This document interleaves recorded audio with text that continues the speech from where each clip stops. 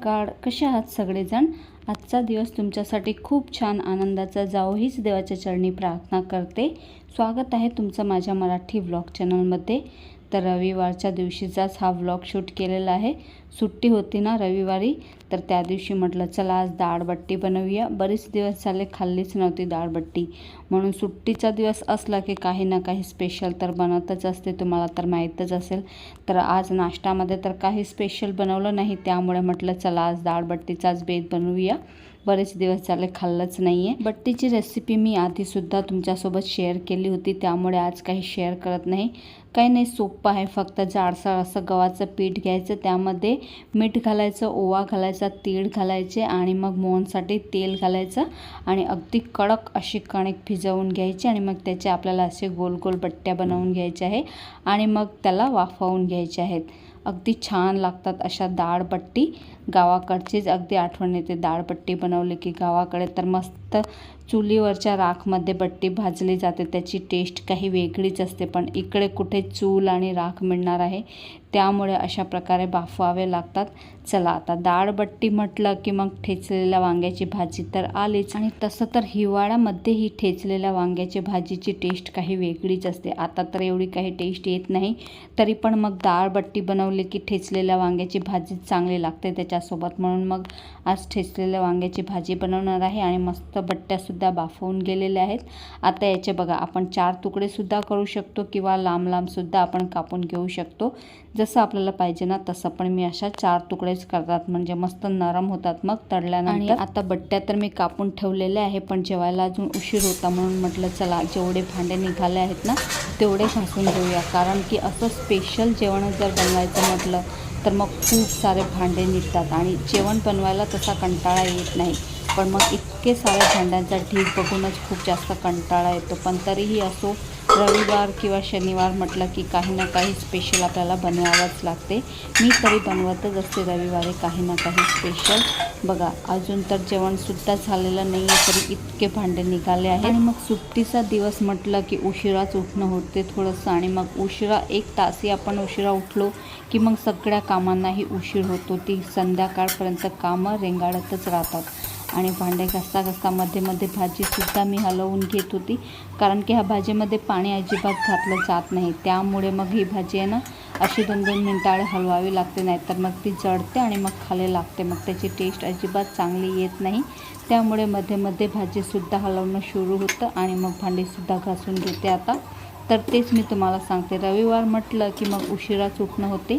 मी तरी शनिवारी रविवारी थोडीशी उशिराच उठते, कारण की रोज रोज आपण तेच सकाळी लवकर उठतो आणि मग शनिवार रविवार मिळतो आठवड्यातून 2 दिवस, तर मी थोडीशी निवांतपणानंच उठते. भलेही कामांना थोडासा उशीर का होईना. चला मस्त भांडे घासून घेते.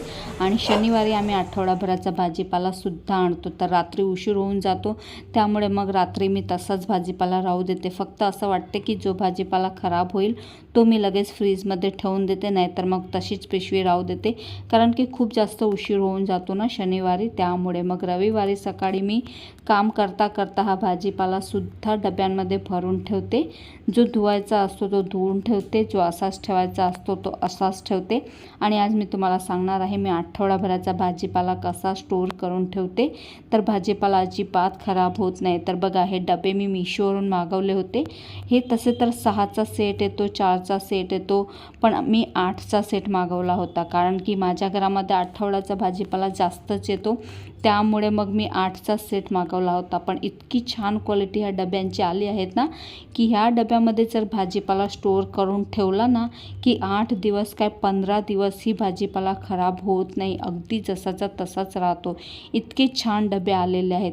आणि अगदी तुम्ही पालेभाज्यासुद्धा स्वच्छ निवडून ठेवल्या तर 8 दिवसही त्या भाज्या तशाच राहतात. फक्त धुवून ठेवायच्या नाहीत पालेभाज्या, अशाच निवडून ठेवायचं, त्यामध्ये खराब काळी एकही जायला नको. अशा प्रकारे जर निवडून तुम्ही ह्या डब्यामध्ये ठेवली ना पालेभाजीसुद्धा, तरीही 8 दिवस ती पालेभाजी तशीच राहते. मी तर मेथीची भाजी म्हणा, पालक म्हणा, कोथिंबीर म्हणा, ते सुद्धा मी ह्या डब्यांमध्ये ठेवते. 8 डब्यांचा सेट मी मागवला होता, तरीसुद्धा मला 8 डबेही कमी पडतात, कारण की मी थोडासा जास्त भाजीपाला आणते ना त्यामुळे. पण खूप छान आहेत हे डबे, अगदी फ्रेश राहतात ह्या डब्यांमध्ये सगळ्या भाज्या. तर मी तर यामध्येच ठेवते. आता 8 डबे आहेत, तर 8 डब्यांमध्ये जेवढ्या भाज्या येतील तेवढ्या मी ठेवून देते. बाकीच्या मग ज्या असं वाटते का 1-2 दिवसात संपवायच्या आहेत तर त्याच मी वरती ठेवते. आणि बघा मी सगळ्या भाज्यांना कधीच धुवून ठेवत नाही, कारण की कधी कधी भाजी जर धुवून ठेवली तर त्याला बुरशी लागायला लागते. त्यामुळे मी सगळ्याच भाज्या नाही धुवून ठेवत. फक्त टमाटर, मिरच्या, कोथिंबीर अशा ज्या भाज्या आहेत ना त्याच मी धुवून या डब्यांमध्ये भरून ठेवते. कारण की मग ह्या भाज्या अशा आहेत की जेव्हा आपण बनवायला लागतो ना तेव्हा हात सरशी घेतले की कापलं असं होते. त्यामुळे मग मी टमाटर, मिरच्या आणि कोथिंबीर ही 3 वस्तू तर धुवून ठेवते. आणि मिरच्यांचे देठ काढून मग मी तेही धुवून संग ह्या डब्यांमध्ये ठेवून देते. आता तर सगळे डबे भरलेले आहेत, मिरच्या ठेवायला अजिबातच जागा नाही. त्यामुळे आता मी धुवून याला वेगळ्या डब्यामध्ये ठेवून देईन किंवा मग पिशवीमध्येही ठेवलं तर तसंच राहते. कारण की आता तर मला पेस्टही बनवायची आहे अद्रक लसूण मिरचीची, तर अर्ध्या मिरच्या तर त्यातच संपून जातील. आणि बघा पालकसुद्धा मी 2 जुडी आणली होती. आता याला निवडून मस्त ह्या डब्यामध्ये भरून ठेवील, कारण याची मला प्युरीही बनवून ठेवायची आहे. पण ह्या डब्यामध्ये भरून ठेवली ना की अगदी 8 दिवस पालेभाज्या तशाच्या तशाच राहतात. खूपच छान डबे आहेत. तुम्हाला हवे असतील तर मला कमेंट करा, मी लिंक देईल तुम्हाला.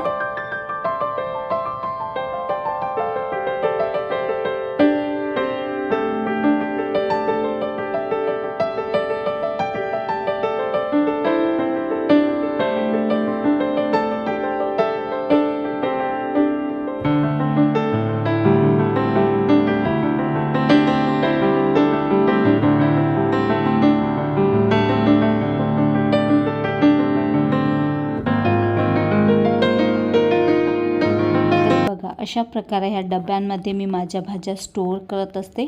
तर ह्या डब्यांमध्ये 8 दिवस का आता 10 दिवस ह्या भाज्या अशाच फ्रेश राहतील. टमाटर तर 1 किलो आणते मी, तर 8 दिवसात तर काही 1 किलो संपत नाही. त्यामुळे 10-15 दिवसही ते टमाटर तसेचे तसेच राहतात, अजिबातच खराब होत नाही. आणि बघा आधीच्या सुद्धा माझ्या 1-2 भाज्या पडलेल्या आहेत. गवारची शिंग पडलेली आहे आणि कोथिंबीर तर असतेच. यावेळेस तर कोथिंबीर मी नाही आणली, आधीची होती आणि काही भेटली पण नाही चांगली, त्यामुळे मी नाही आणली. आता 1-2 दिवसात आणावी लागणार आहे. आणि बघा थोडीशी क्लिनिंग करून मग सगळे डबे अशा प्रकारे रचून ठेवले की आपलं फ्रीजही चांगलं नीट नेटकं आणि ऑर्गनाइज दिसते. आता माझ्या फ्रीजमध्ये तुम्हाला खूप सारा पसारा दिसत असेल, कारण की फ्रीज थोडंसं अस्ताव्यस्त झालेलं आहे. मला तेही रचून ठेवायचं आहे. आणि कोबीस आणि काकडी अशी आहे जी आपण कापून नाही ठेवू शकत. तसे तर कापून ठेवले तर ह्या डब्यामध्ये राहील, पण मी अख्खीची अख्खी आणली आहे तर अख्खी तशीच ठेवते तर खराब होत नाही. आणि मला हे सुद्धा जमा झालेली आहे. आता त्याचे सुद्धा मला तूप काढून ठेवायचं आहे. बघूया आता उद्या परवा काढीन मी तूपसुद्धा. आणि बटाटे सुद्धा मी अशा आठवड्याभराचे खट्टेच घेऊन येते. 2 किलो, 2.5 किलो किंवा 3 किलो अशा आठवडाभरामध्ये मला लागताच बटाटे, कारण की आलूचे पराठे सारखे बनतात ना, माझ्या मुलाला आवडतात. त्यामुळे 1 दिवसाआडे 2 दिवसाआडे बनतच असतात. त्यामुळे मी आलू जास्तच घेऊन येते, म्हणजे आठवडाभर काही बाजारात जायचं टेन्शनच नाही. मग अशा खुल्या टोपलीमध्ये ठेवलं की मग खराबही होत नाहीत. आणि आज तर मी मकईसुद्धा आणली होती, कारण की 1-2 रेसिपीसुद्धा मला बनवायची आहे ना, त्यासाठी. आता यालासुद्धा मी स्टोअर करून ठेवील. याला आधी बाफून घेईल आणि मग याचे दाणे काढून फ्रीजमध्ये किंवा फ्रीझरमध्ये स्टोअर करून घेईल. जास्त दिवस ठेवायची असली तर फ्रीझरमध्ये ठेवायची, नाहीतर मग फ्रीजमध्ये ठेवली तरीही खराब होत नाही. 4-5 दिवस तर खराब होत नाही, पण मग जास्त दिवस ठेवली तर ती अगदी चिकट व्हायला लागते. त्यामुळे जास्त दिवस ठेवायची असली तर दाणे काढून फ्रीझरमध्ये ठेवले तरीही छान राहतात. आणि बघा मेथीची भाजीसुद्धा मी अशी तोडून डब्यामध्येच भरून ठेवते. ही सुद्धा अगदी 8 दिवस तशीची तशीच राहते. आणि चला सगळा भाजीपाला तर स्टोअर करून ठेवला. तेवढ्या वेळामध्ये जेवायची सुद्धा वेळ झाली होती. म्हटलं चला आता गरम गरम बट्टीसुद्धा तळून घेऊया. बट्टी गरम गरम खायला खूप छान लागते आणि अगदी नरमही लागते ना. त्यामुळे मग गरम गरम जेवायला अर्धा तास असतो ना तेव्हाच मी बट्ट्या तळते. तशी तर पूर्ण दिवसभर नरमच राहते, पण गरम गरम थोडीशी चांगली लागते ना, त्यामुळे. आणि बघा मध्ये मध्ये जेव्हा कधी वेळ मिळतो ना, आता बट्टी तळायला ठेवली आहे तर थोडासा वेळ आहे त्याला तळायला लागतो ना, त्यामुळे मग अशी मध्ये मध्ये केव्हा केव्हा मी एडिटिंगसुद्धा करत असते व्हिडिओची. व्हिडिओची म्हणा, रीलची म्हणा, शॉर्टची म्हणा, असं जेव्हा वेळ मिळेल ना तेव्हा व्हिडिओची एडिटिंग करावी लागते. कारण की यूट्यूबवर काम करणं जेवढं आपण विचार करतो ना तेवढं सोपं नाही आहे. कारण की व्हिडिओ शूट करा, व्हिडिओची एडिटिंग करा, व्हॉईस ओव्हर करा, याला खूप सारा वेळ जातो. आणि जे यूट्यूबर असेल ना त्यांनाच माहिती असेल यूट्यूबवर काम करणं अजिबात सोपं नाही आहे. तरीही जेव्हा आपल्या व्हिडिओला व्ह्यूज येत नाहीत ना तेव्हा अगदी डिमोटिवेट झाल्यासारखंच वाटते. तरीही असा विचार येतो मनामध्ये की काही ना काही एखाद दिवस तर होईल आपला व्हिडिओ व्हायरल आणि येतील व्ह्यूज, असा विचार करून काम करावं लागते. चला असो, इकडे मस्त बट्ट्या तळण्याचं काम सुरू आहे आणि तसेही माझ्या व्हिडिओचे व्ह्यूजसुद्धा आता खूप जास्त डाऊन झालेले आहेत.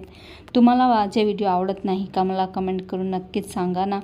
काय कमी आहे माझ्या व्हिडिओमध्ये? तुम्ही सांगसाल तशी मी माझ्या व्हिडिओमध्ये थोडंसं चेंज करण्याचा नक्कीच प्रयत्न करेल. आणि चला, मस्त बट्ट्या तळून झाल्या की आपला मस्त डाळ बट्टीचा काला मोडायचा, त्यावरती मस्त डाळ टाकायची. आणि मी फिक्कच वरण बनवते. आमच्या घरात डाळ बट्टीसोबत फिक्कच वरण आवडते.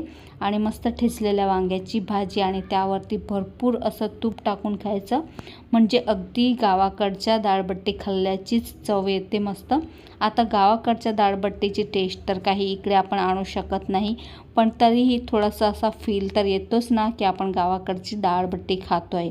चला, मस्त बट्टी झाली आणि आता जेवणही तयार झालेलं आहे. चला तर आजचा हा छोटासा व्लॉग मी इथेच संपवते. अपेक्षा करते तुम्हाला आजचा व्हिडिओ आवडला असेल. व्हिडिओ आवडला असेल तर व्हिडिओला लाईक करा, शेअर करा आणि चॅनललासुद्धा सबस्क्राईब करायला विसरू नका. भेटूया पुन्हा अशाच एका व्लॉगसोबत. तोपर्यंत स्वतःची काळजी घ्या. बाय.